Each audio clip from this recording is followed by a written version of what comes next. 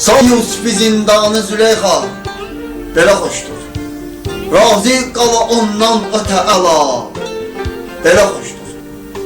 Ey kişvəri sən, aşıqı məhv etməyə durma.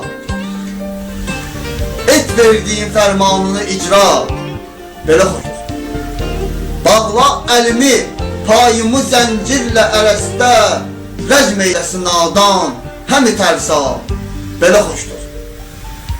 Doldur gözünü, mədəsini zülm ilə həqqi, qopsun qara əbri ilə o qovğa, belə xoşdur.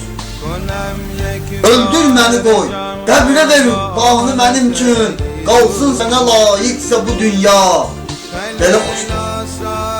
Əssin qara yerlər, elsin tufanı müthiş, gül təkdə solsun qara sima, belə xoşdur. Hakkın nəzərində eləyir, seyri bu sanda, tuşa gələrək daşsa da dərya, belə xoşdur. İmanımı kamil eləyir, ruhumu salim, şeytan nə qədər versə də fitva, belə xoşdur. Yarın qapısında əsir et, sən məni eydun, dünyan eləsin qəlbimi sevda, belə xoşdur. Dönməz əməlindən, özündən, qəti fəhsin, dünyada fəlakət qopa hətta, belə xoşdur. Dünyada fəlakət qopa hətta, belə xoşdur.